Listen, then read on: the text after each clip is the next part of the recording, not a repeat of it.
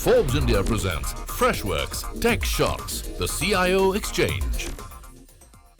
Hello and welcome to Forbes India presents Freshworks Tech Shots, the CIO Exchange. I'm Ridu Bhandari. In the digital era, the role of IT service management is more than just managing teams to deliver services seamlessly to customers as well as employees. Today, ITSM is driving innovation. It is catalyzing change within organizations.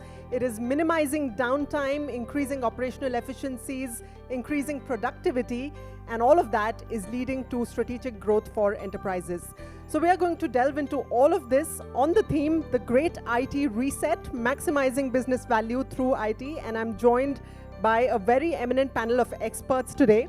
On the show we have today Karthik Rajaram, Vice President and Country Head of Freshworks in India, and I'm joined by Chief Information Officers of various companies, Jayant Goyal, Chief Information Officer of Coforge, Dinesh Talnia from APL Apollo Tubes, Vivek Agarwal from India Mart, Sanjeev Jain, Group CIO of Krishna Maruti, and Kaustubh Dabral from Dabur India. Welcome, gentlemen. Thank you so much for joining us here today. It's a pleasure to have you.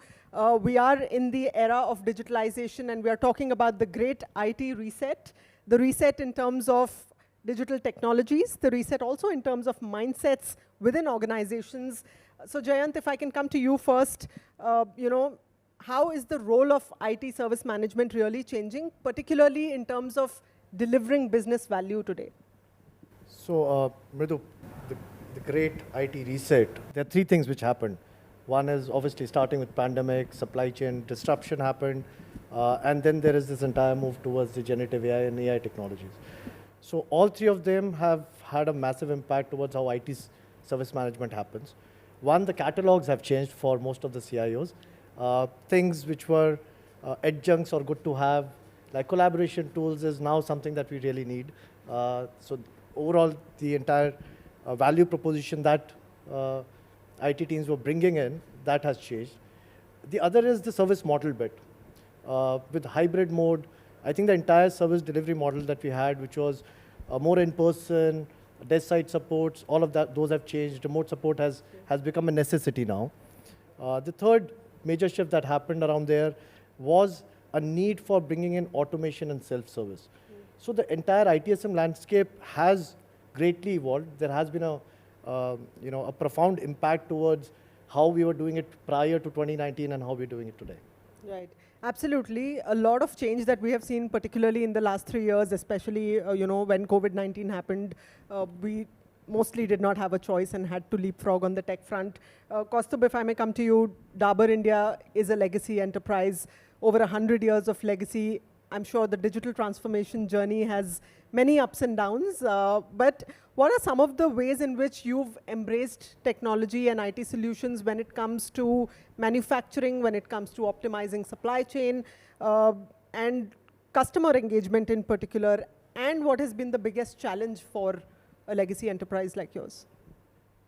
Okay, so in Dabur, specifically if I talk about manufacturing, adoption of IoT, okay, because during the COVID period, we have seen that there are tremendous pressure on supply chain, manufacturing, and overall. Then how can we further automate our manufacturing processes? How can we improve our OEE and those kind of things? So we implemented IoT solutions. IoT solution in three different buckets. One is improving the productivity, the second one is automation, and third one is minimizing the downtime.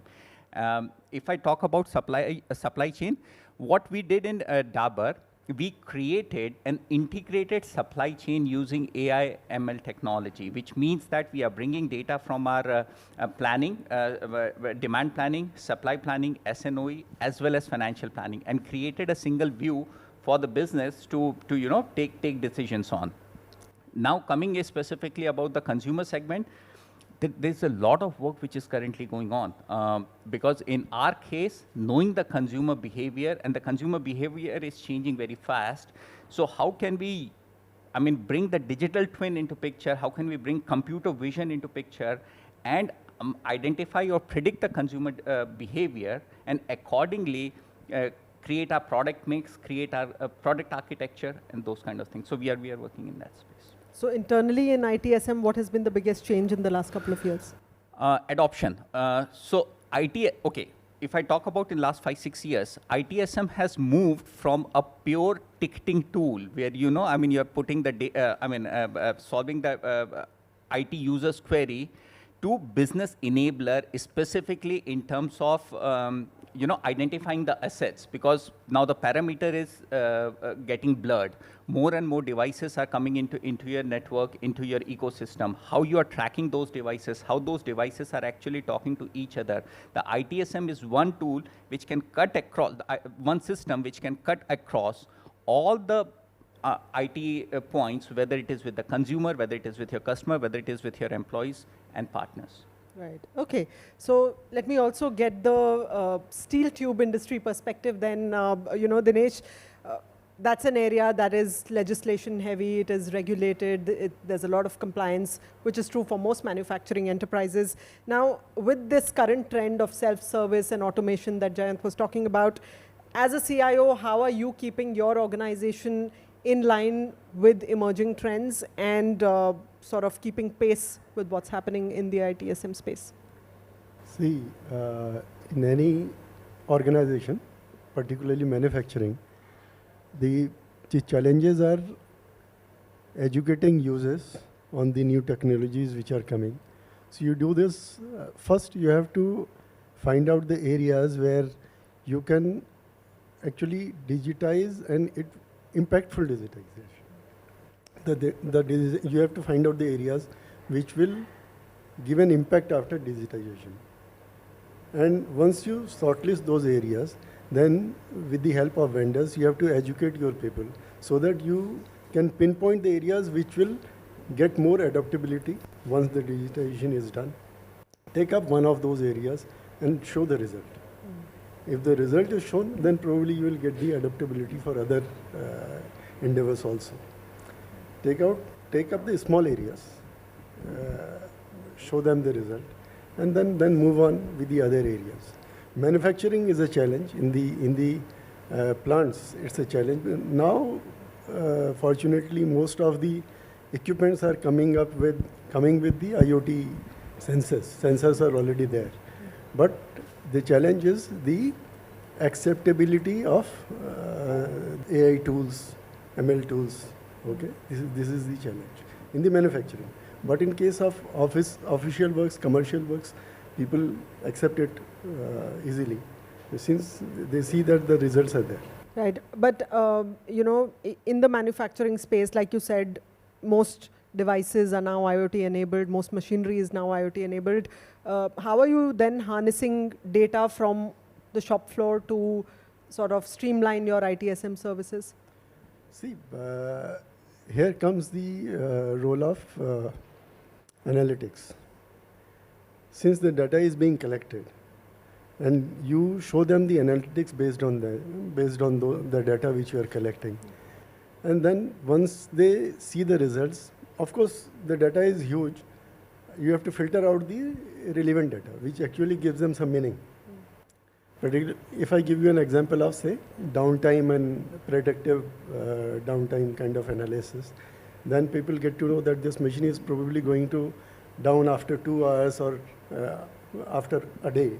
Then this gives them a visibility that deploying these kind of tools are going to help us. This is how you increase the adaptability. Right. Okay. So let me also get the marketplace perspective here, Vivek.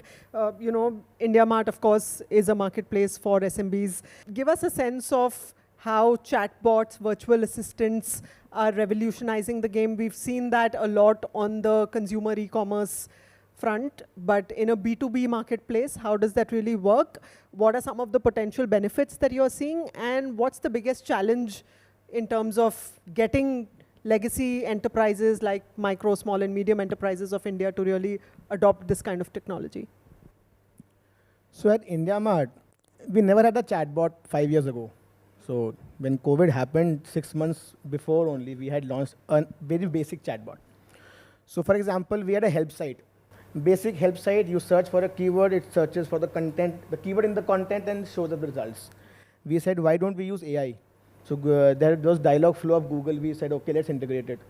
First basic chatbot we launched where somebody could ask a question and we could identify the intent of the question.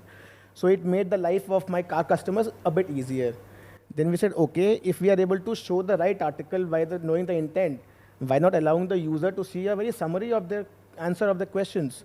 So we integrated a basic chatbot where they could ask a question and get the response immediately. So by this, we were able to reduce the interaction between an actual customer care executive and the customer. Customer could self-service. And slowly we improved the chatbot by integrating the actual keywords which the user was putting in, and we could integrate our APIs so that the customer can get the response in the chatbot itself. So why do we have to redirect him to some other place? Right. So this also helped customer get self-serviced immediately. So chatbot has helped us reducing the human interaction, enabling the customer to get responses quickly. So the TAT reduces definitely. The scope of error reduces, right? So for example, if the customer was sending an email, now he's able to chat. If the customer sent an email at night, 11 o'clock, nobody was there to service. Now if they're asking the question to the chatbot, they get the answer at night, 1 o'clock as well. So as the most real time with the we could give to the customer, that we could enable. So chatbot and these virtual assistants have helped us in this manner. Generative AI is definitely taking it to a next level, and we are yet to integrate it to a greater extent. We have not integrated generative AI to it, but still, if you ask me, after ChatGPT was launched, now we are working to train the ChatGPT on our help content.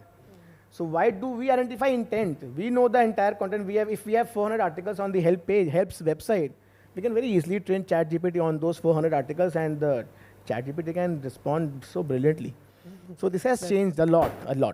Right. So that's brilliant, and I have some follow-up questions, but I'm going to get in Karthik first. You've heard diverse perspectives from different industries. Give us a sense of the macro trends that you are seeing in the big shifts in the ITSM space, and how do you see AI and automation really revolutionizing this now and for the future? Sure. Mridu, first, thank you for having me here. And first off, I want to acknowledge that, and I'm very keenly aware that I'm the only non-CIO on this panel, and by no stretch of imagination am I a practitioner. And my team and I, we've been incredibly fortunate to have interactions and to partner with CIOs like my co-panelists, and we are starting to see the kind of transformation that's getting driven, especially the last 2 to 3 years after the pandemic, and we're constantly amazed and in awe of the kind of hard work that these guys put in day out, right from striking this fine balance between driving innovation and transformation for their organizations to meet business needs, at the same time making sure the lights are on, maintaining legacy platforms, and at the same time, needless to say, the tighter budgets that's constantly staring at them, which essentially means they've got to do more with less.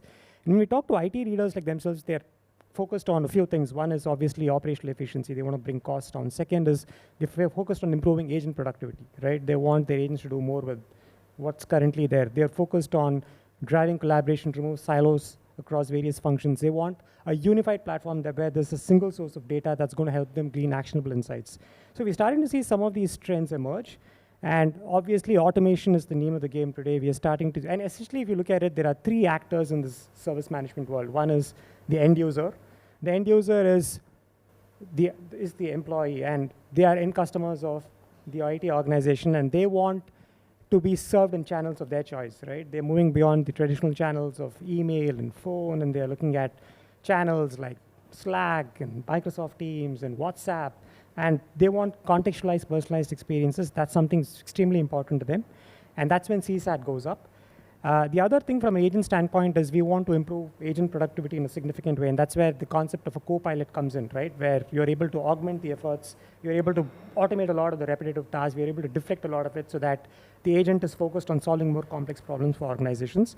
And you're also looking at things like orchestration, and there are these, and we're starting to see this paradigm shift from a very reactive to a very proactive and a predictive system, right? Where you want to identify and surface issues before they even occur, and you want to remediate for that. So these are some of the trends that we're seeing in a very significant way, and organizations investing significantly and thinking through these things very significantly in the last several years.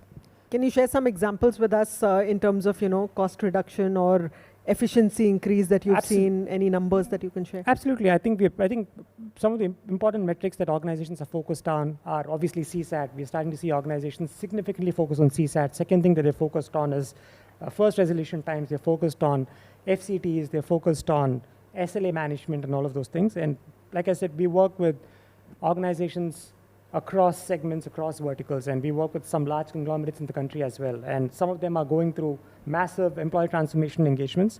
And big focus area for them is improving customer satisfaction, providing engaging employee experiences, and they're very, very focused on it. And we're starting to see CIOs really double down and be very progressive when it comes to making investments in these technologies to make it happen. Good to hear that.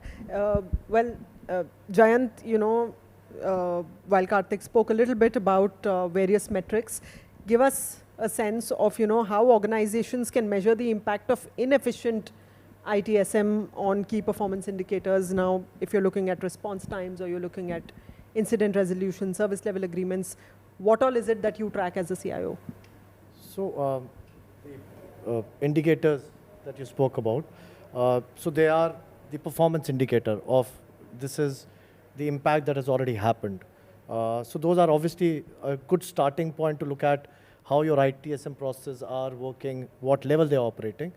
The other aspect of this, which we briefly touched about earlier, which is around analyzing where is this coming from, the causal indicators, which would actually be how's your staffing? Is it your staffing aligned to the incoming workflows? Those are some of the other important parameters that we should measure so that we have a better, at the end of the day, a better customer experience.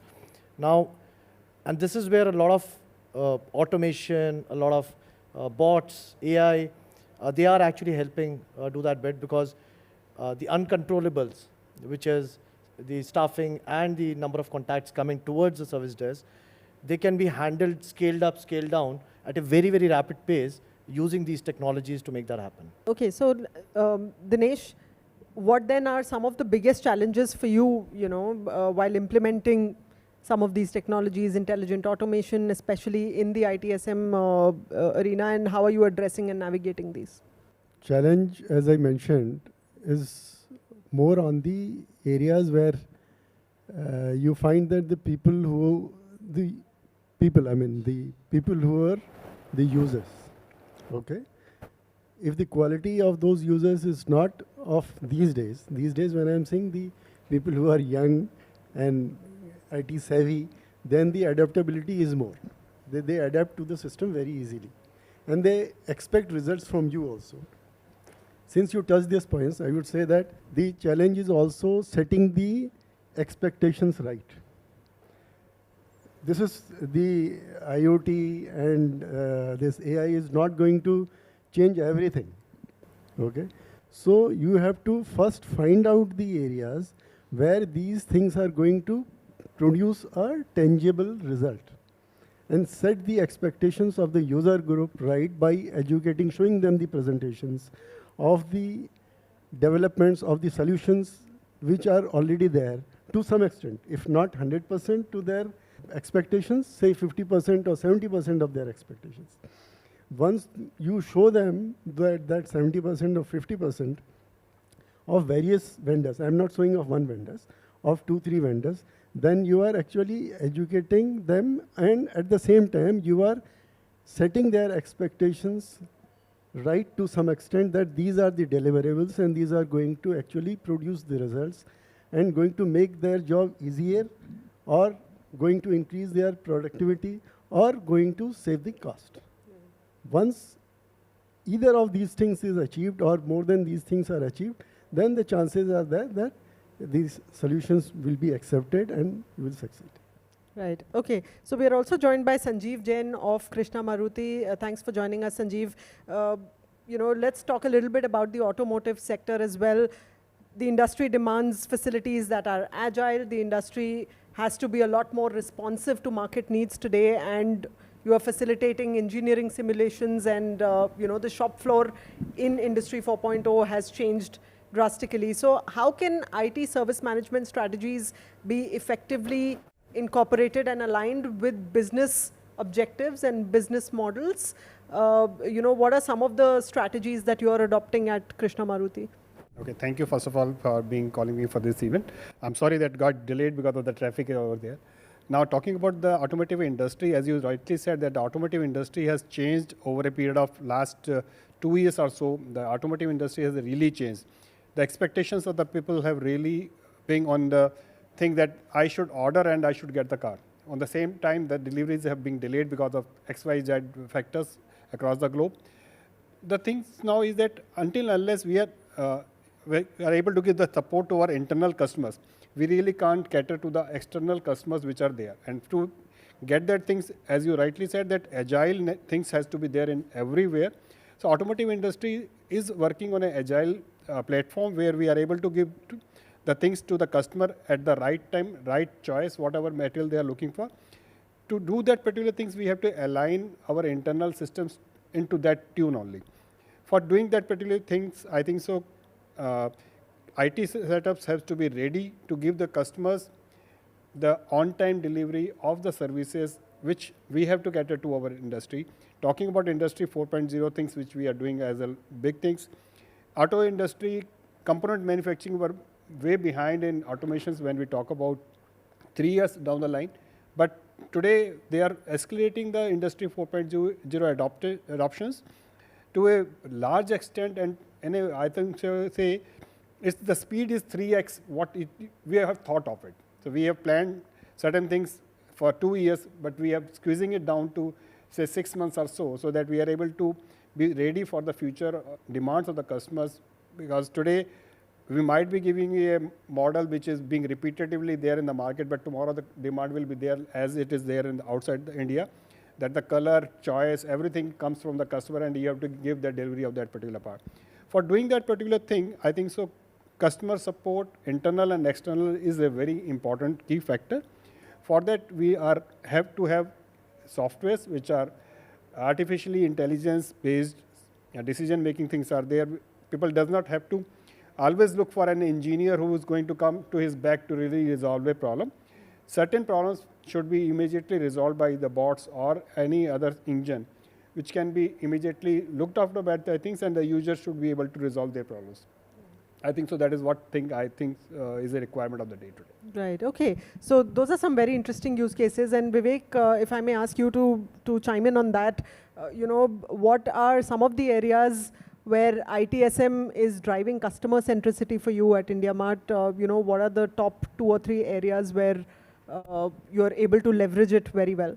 So when a customer tries to approach IndiaMart for a certain query or any grievance, for example, he tries to use a chatbot, for example. And now what we have done, we have used data to pre-identify what the problem could be with the customer, because we have the data for all the customer engagement on the platform. So now whenever a customer tries to ask a question, we already show him 4 options, and 80% of time customer selects out of those 4 options.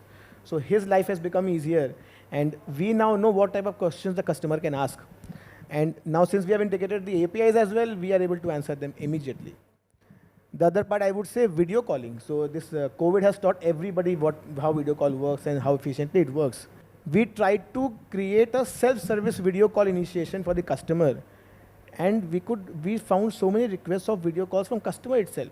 While we were trying to initiate video calls because it gives you higher conversions, but customers are also were initiating the video calls, and we could do them. We could talk to them over videos. This means customers want to be serviced with a greater quality at a greater level. So apart from chat, they are also available on the videos, not only on calls.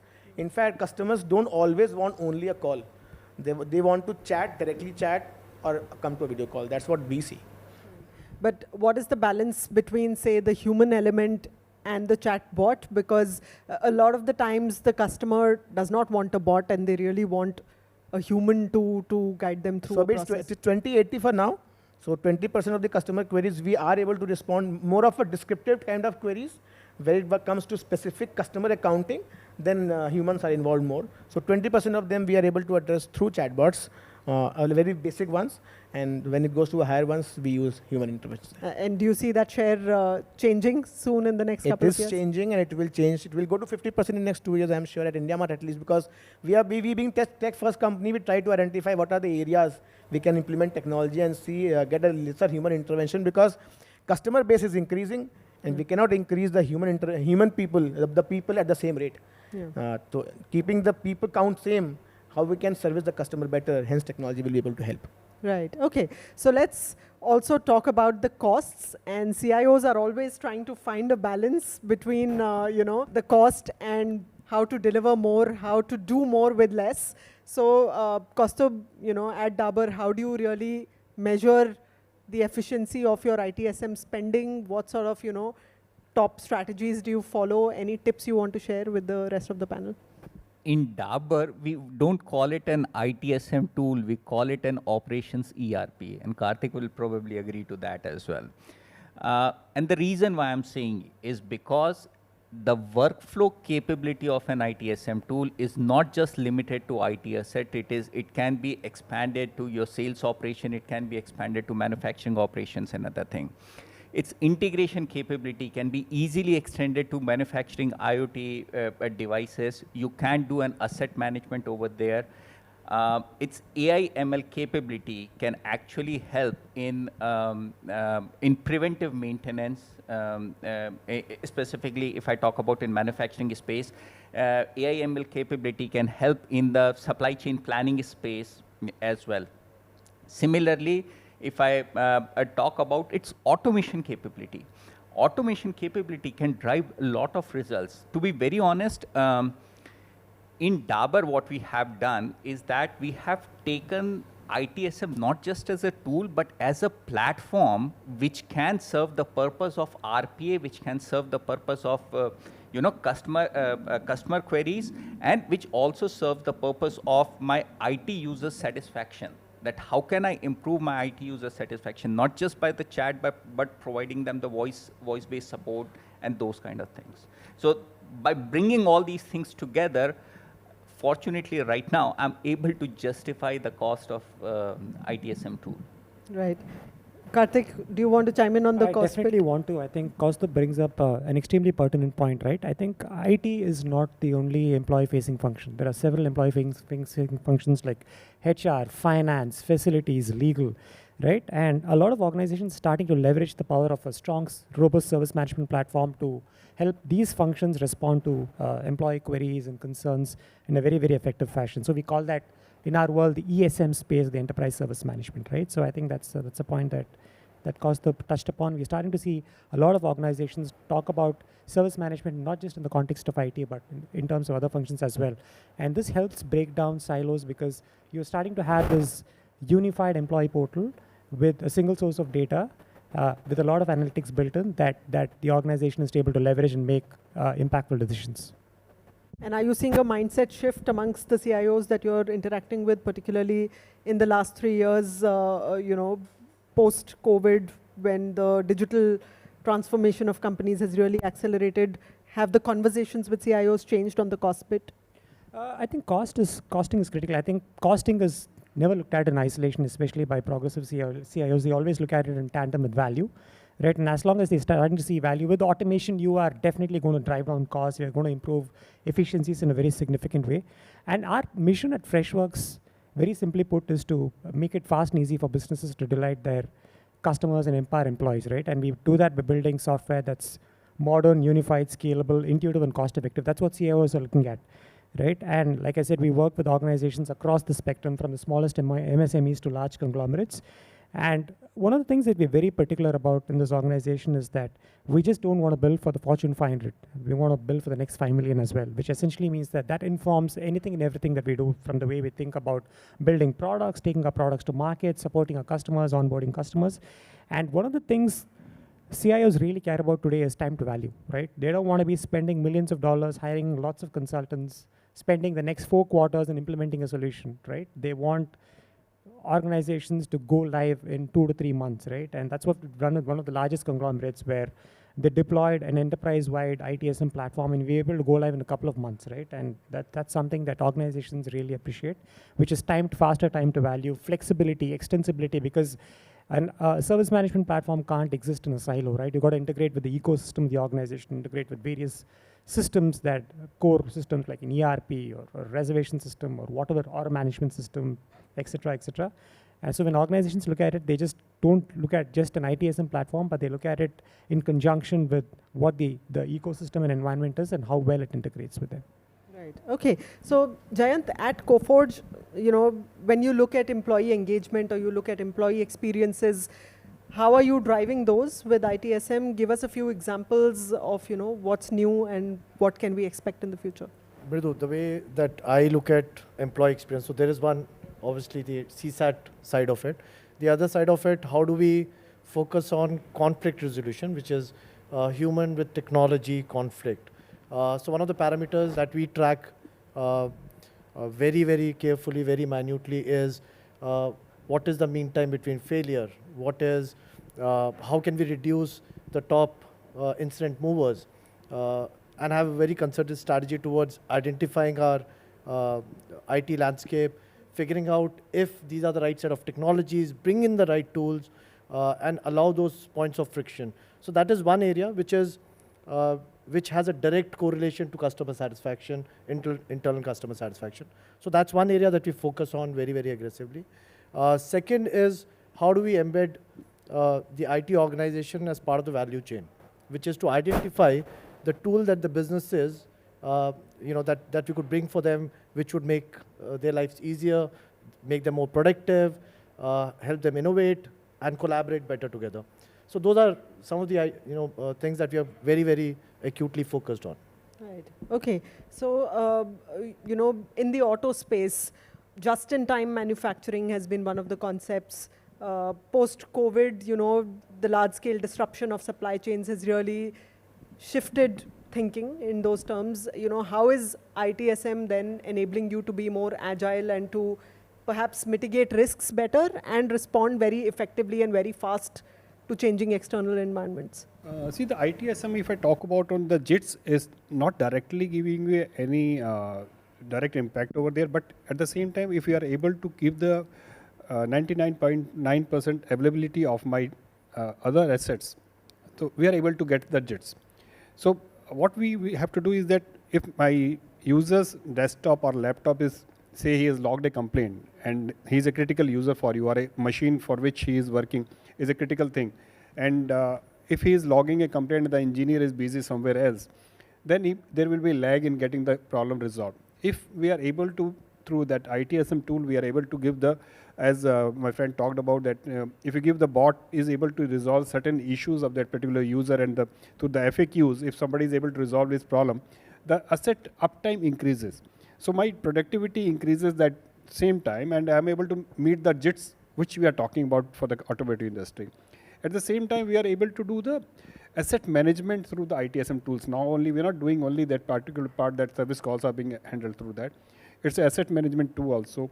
We are able to look into the inventories lying into the organization, which particular thing is lying, how many calls a particular machine is being serviced by, what are the repetitive problems are there in that particular thing. So we are able to predict the things, and we are able to change the asset if it is giving a lot of problems. So all those things are helping to achieve the organizational goal of meeting the customer needs, demands, and satisfy the customer to the level which the customer is expecting for. So all these tools are basically helping you only for the customer satisfaction things which you think of. Right. So customer is one end of it, but how are artificial intelligence and other emerging technologies basically helping you more on the employee productivity and collaboration front as well? If I really talk about artificial intelligence, it is still picking up in India. The artificial intelligence is basically working on a machine learning algorithm where you are really creating the database for these engines to work upon then and give you that knowledge. Still, in India, the basic thing is that people are as people-centric, that okay, somebody should be there at my head to really resolve my issue. Until unless somebody is there over their head to resolve the issue, the satisfaction doesn't come from inside. But as the time will pass, the knowledge base will keep on increasing, and the solutions to the problems they are reporting will start coming from that, and people will get habitual of using those things. As my friend talked about, the bot utilization is 20% today as compared to what we thought of. So that particular thing will take some time, but other things are moving. Artificial intelligence, as Karthik was talking about our things with, we are still using these artificial intelligence and machine learning algorithms into our operation sites in a big way. We are trying to get the machines performances, the idle time, the energy consumptions, how good my parts are being produced. I can do predictive maintenance. I could do prescriptive maintenance for the things. From predictive to prescriptive, we are coming to the thing set. Before the failure, we should be able to tell that, okay, now the machine might fail, and immediately you should do maintenance of that thing. Based on the counts, etc., we are able to do that part.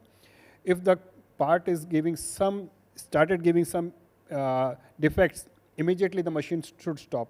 So artificial intelligence, things are coming that way. So we are able to reduce our rejections. We are able to control onto the defects which might get onto the customer. Sometimes, as of now, people talk about visual inspections to be done. Our parts are so critical that even a small thing is there on that particular part, it can create a havoc for the customer. So we are now implementing the vision control-based inspection systems, so that machine should tell me that this is a defect which is there, which a naked eye sometimes is not able to see, because once the inspector is there on the line working for 8 hours, he gets so tired, the eyes get so tired that he will not be able to visualize the defect which is there in the small part which he is not able to visualize. So the use of artificial intelligence is getting there more importantly, as compared to if we talk about an ITSM tool or thing, because this particular thing can be delayed, but the other things cannot be delayed, and that can create problems into the long run part of it. Right. Okay. We were talking earlier about spends, and Dinesh, if I can come to you, considering that internal IT is a cost to the company, how does a CIO make a justified investment in ITSM? What sort of parameters do you take a look at? And 2023 and beyond, as a CIO, what would be your top investment avenues? See, I would differ here to some extent. The IT was being seen as a cost center a few years back. Now it's no more a cost center as such. If you can show them the result, it is rather reverse. IT is now actually running the business. Now we people run the business in the organization. Earlier it was seen as we used to run after people to accept the technology, but now people are running after us to give them the technology. So the scene is entirely different now. The cost is not a problem. The problem is the efficiency of the system which you are going to give them. If system gives them the result, it is efficient, it is making the life of people easier, it is increasing their productivity, then people appreciate the cost. Fair enough. Fair enough. So what's going to be your next investment avenue? Let's not call it cost anymore. I think this is not the proper place to declare that. Or at an industry level, when it comes to steel tubes or the steel industry at large. Level, now, since I already told you about the automation of the official procedure,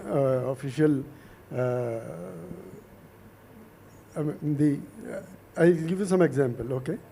The automation of accounts AP processes, AR processes, and then the automation of HR systems, okay? We're deploying AI, etc., all those technologies.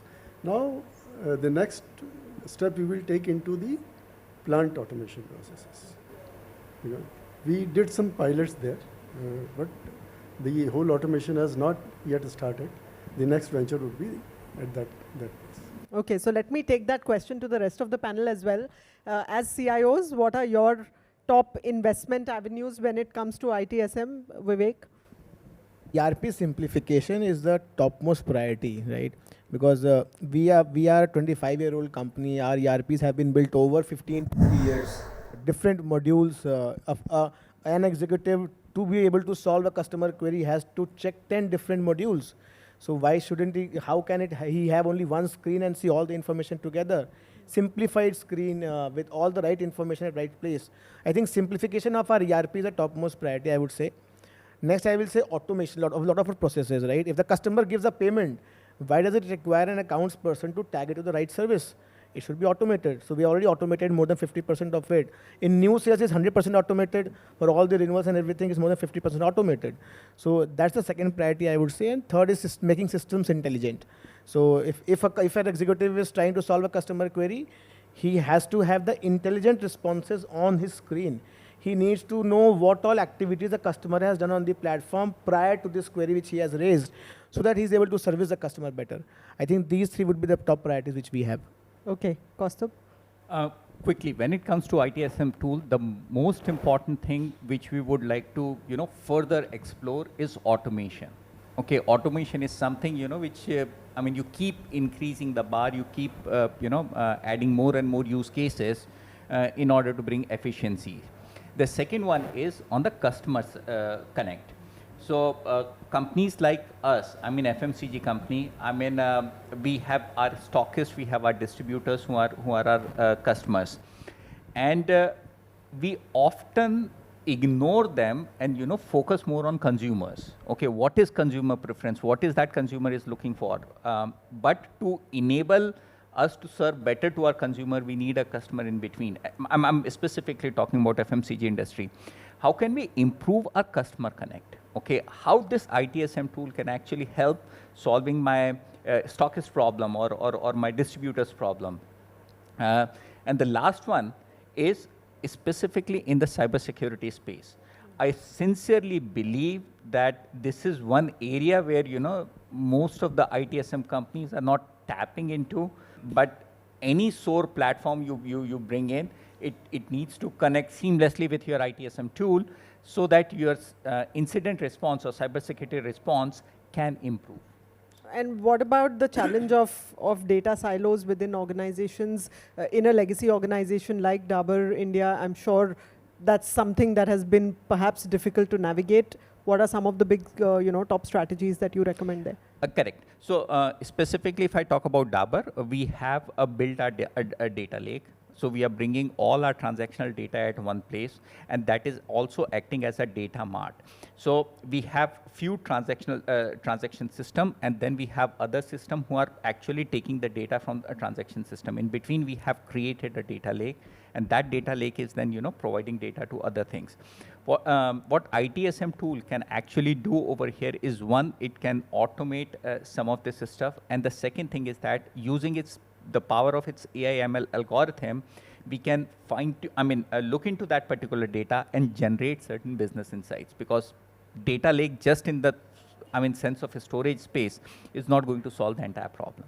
Right. Okay. So Sanjeev, you want to add to that? Yeah, I would say that I think so. Going forward, we are building the factories of future, and we are bringing more and more automation. So we'll have to see that how these ITSM tools will get integrated to those automated tools, because the target is to reduce as much as manpower in operations who are doing Monday jobs, and see how the robots, RPAs, etc. can be put in place. So tomorrow, the ITSM tool will not be talking to a person. It might be talking to a robot. It might be talking to a machine directly. How the ITSM tools can help out to see that what particular problem as prescriptive things which is going to come. Like today, the machine is giving me some signals that, okay, the part is going to fail or something is going to fail. The ITSM tool should be capable enough to really send an alert immediately to the control room and say, okay, hi, guys, replace this particular part so that you don't get into trouble. So I think so those things still need a lot of working to be done by the vendors who are there in the market to developing the ITSM tools. But yes, things are really going to change over a period of a year or two, the way automation is happening into the industry now. Right. Jayant? So Mridhu, to your original question, which is cost optimization bit, I think a little bit of frugality never hurt anyone.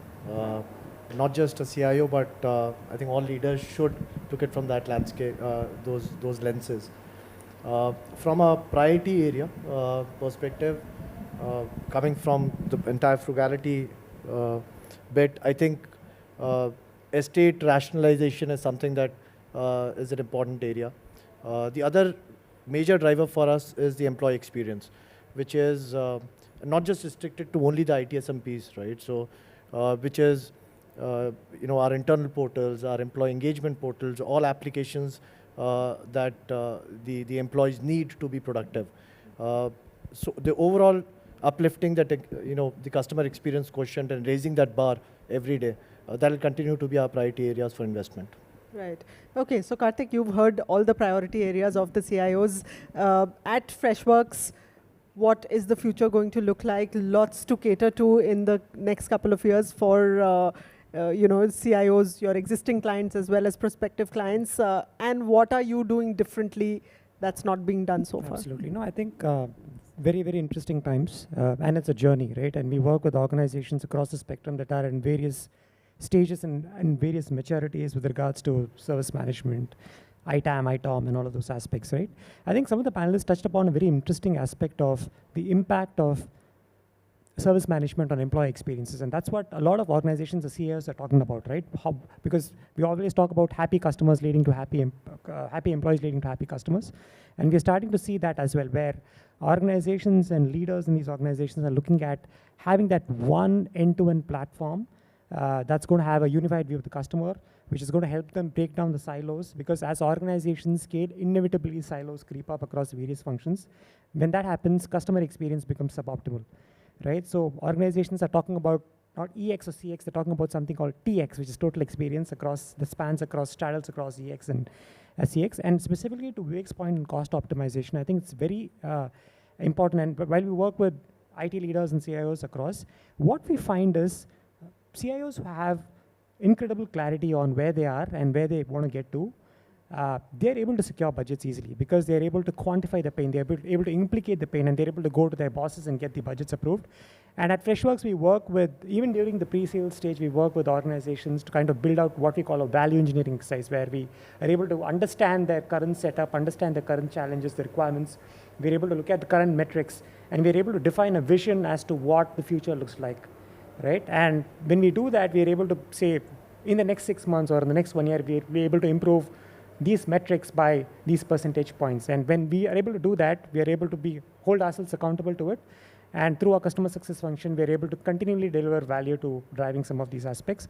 Of course, organizations are looking at modernization. They're looking at automations. They want to bring costs down. They're looking at self-serve. They're looking at personalization. So these are the trends and themes that CIOs are talking about, and we're very happy that Freshworks is starting to has made these investments long back, and we're starting to see the benefits of that as we talk about our value proposition, and that's really resonating with our prospects and customers. Great, good to hear that. So, we've spoken a lot about technology and all that's happening on that front, but all technology is eventually driven by people. Let's talk a little bit about the cultural shift or the mindset shift that's happening within organizations, or not happening and needs to happen as well.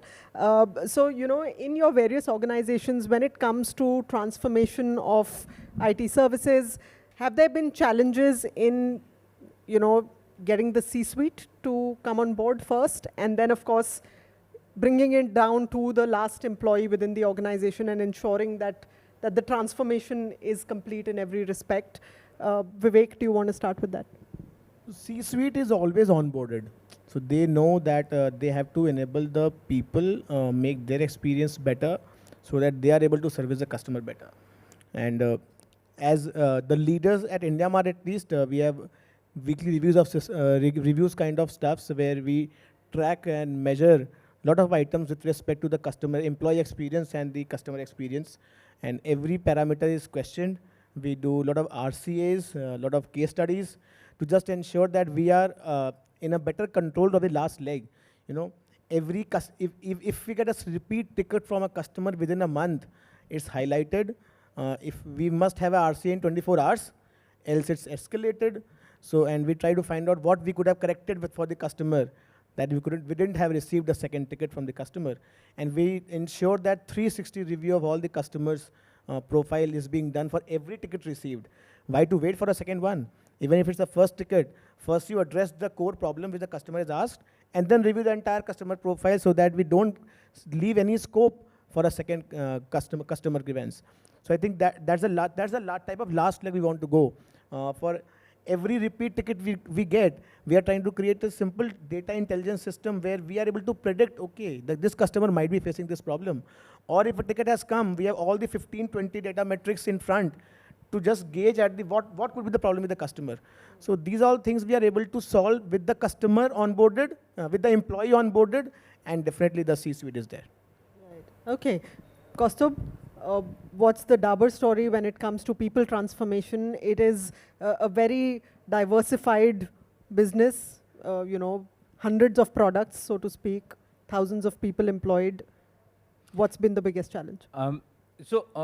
First thing about, buying from the C-suite. Honestly, C-suite is actually, they are quite tech savvy. They understand that the value of an ITSM tool, the value of automation and all that kind of thing.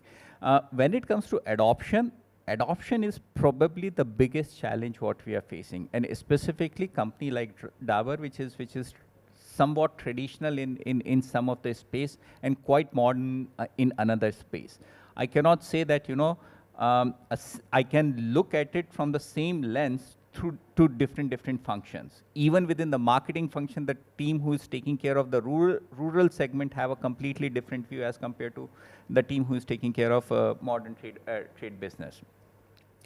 Now, when it comes to ITSM tool, my North Star is that one day I create a 911 or dial 100 kind of service in Dabur, where my employee, my customer, my consumer can come to one single number, one single platform for all their queries, and most of those queries will be addressed either through a large language model or through an AI-based solution, and with limited human touch, without jeopardizing the experience of the person who is coming to that platform.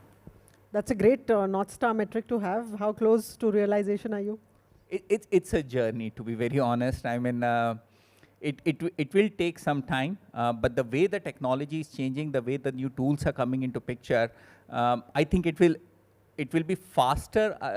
I think I'll reach to that destination faster than what I'm currently anticipating. Okay, good to hear that. Jayant, in an IT company, is the people transformation easier than some of the legacy manufacturing enterprises that we are talking about? So, Mridu, honestly, because this is what we do for a living, the leaders, the C-suite understand the benefits that modernization, the benefit that these AI capabilities, self-service capabilities would bring in.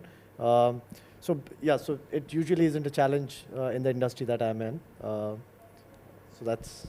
And the C-suite is already ahead, 2 steps ahead in driving the transformation. Oh, definitely. Right. Okay. Dinesh? See, I would agree with everybody that C-suite is already aware. The COVID has actually educated them a lot on the benefit of digitization. And the government has also been very vocal about digitization. If you would have heard the present government, they have been very supportive of digitization. So the C-suite is already aware and pro to this. And if you talk of the majority of the people at the workforce, they are also, they also accept the technology. But somewhere, there is some fear also of the technology at that level. That this technology is going to take the job, their job. And the people who are at the mundane job, and if they don't learn the new technologies or new knowledge, then they fear the technology. So this is, of course, a challenge. Right, and that also happens because we have a multi-generational workforce at this point in time. So you have the Gen Z or millennials even who are far more tech savvy than perhaps baby boomers or whatever else you want to call them. But Sanjeev, coming to you as well, again, automotive is also a space which has many generations of people working together. A lot of the employees are there for the last, say, 30 years, 40 years. They've had a long learning curve, a steep learning curve. What's been the people transformation experience for you? I would say COVID was one thing. It was a bad phase for everybody, but a good phase for IT industry, I would say. COVID has really taught the Generation X and Generation X plus 50 how to use the technology. And adoption of technology after the COVID has really improved a lot into these manufacturing organizations also. Yeah, it took time, and it's taking some time to adopt the other technologies as compared to what has been happening into the automation space. The millennials which are coming into the organizations, they are ready to adopt this technology faster as compared to the people who are there for quite long. But slowly and gradually, everybody is getting onto the same platform, and now people have started using it. We are trying to conduct more and more training sessions and knowledge bases creation for them, and trying to create source manuals, etc., and some videos, etc., to teach them to understand the things, how the things can be used faster, and what are the really benefits of that thing. So adoption is increasing, and I think so another 15 months or 16 months period, we should be able to see these technologies moving much faster as compared to what we thought of. The things are moving fast. Right. So Mridul, just to add to it, so obviously the entire COVID, the pandemic bit was a big catalyst towards the digital technologies. But I think with the rapid adoptions that are happening across the industry, I think companies would be at a disadvantage when they look at the landscape and the competitors if they don't go down that journey themselves. So I think that also helps to see their peer groups in the industry move towards this to get the buy-in from the CX suite to be able to go down that journey. Right, absolutely. Well, no conversation around automation and AI today is complete without talking about the ethics of AI. So, Karthik, if I can come to you, how can organizations really ensure the ethical use of AI in IT service management tools, you know, ensuring fairness, ensuring transparency, and really avoiding bias in decision making? Yeah, no, I think that's a great point. It's a great segue to the earlier points that our panelists made, which is essentially that when it comes to change management is an extremely critical part of a transformation exercise, right? Because the immensity of it, the size of it, the impact of it. And in most cases, the C-suite buy-in is the easier part of the job, right? Because generally there is sponsorship, because when there is tangible, quantifiable business benefits, they're bought in. It's the larger organization which needs convincing, because it evokes things like an automation exercise or bringing in AI, ML, evokes mixed reactions. Some are excited, some get very apprehensive about it, creates an existential kind of questions with them, right? So it's very, very important that we approach it in a very transparent way. It's important that over-communication never hurts.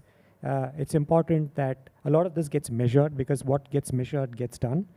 And with regards to ethics, I think a lot of organizations are being very responsible with regards to how they look at it, because they understand the ramifications of doing something which is not in line with compliance and regulation. The government is also coming in, weighing in with aspects with regards to compliance and the usage and the ethics around it.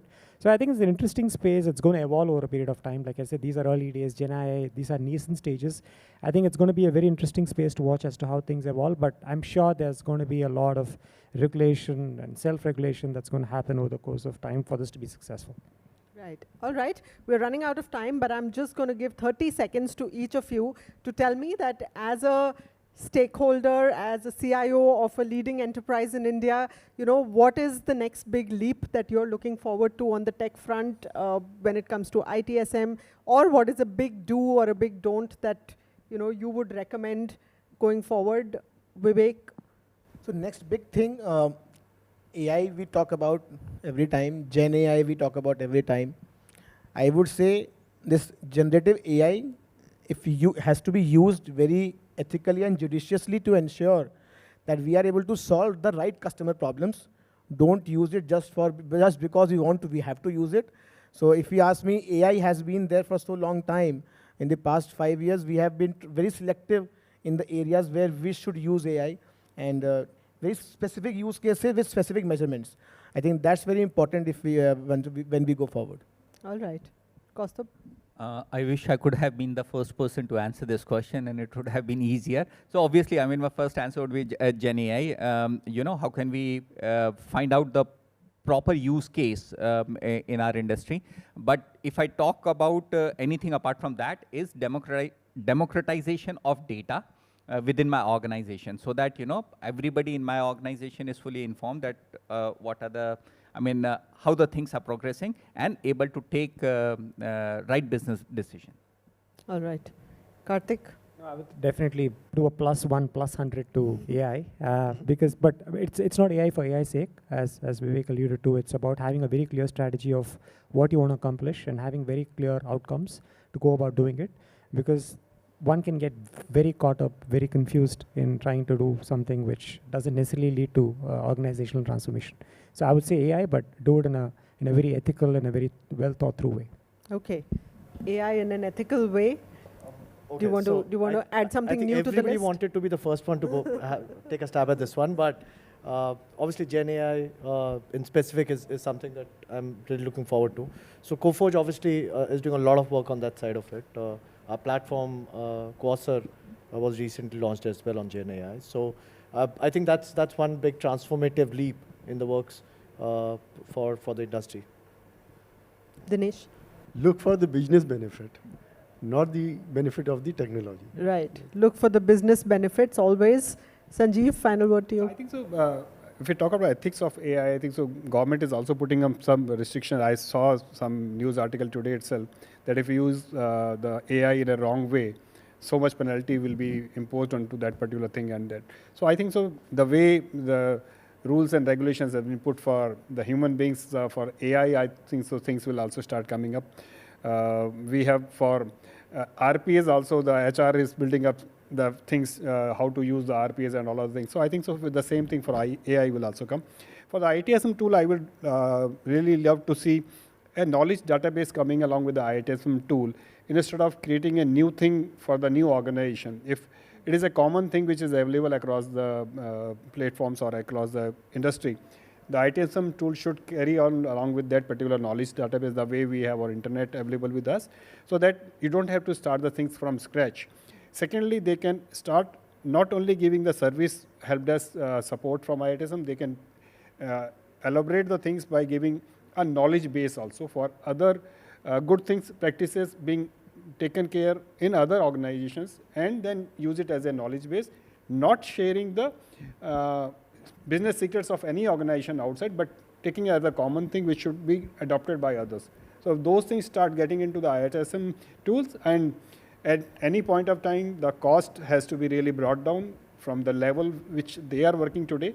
Because at the end of the day, organizations like us who work on a razor thin margins are sometimes not able to adopt the technology because we really don't have that much budgets to put onto that particular thing. If they are able to cut down on the cost by using the other things, then adoption will be much faster for us.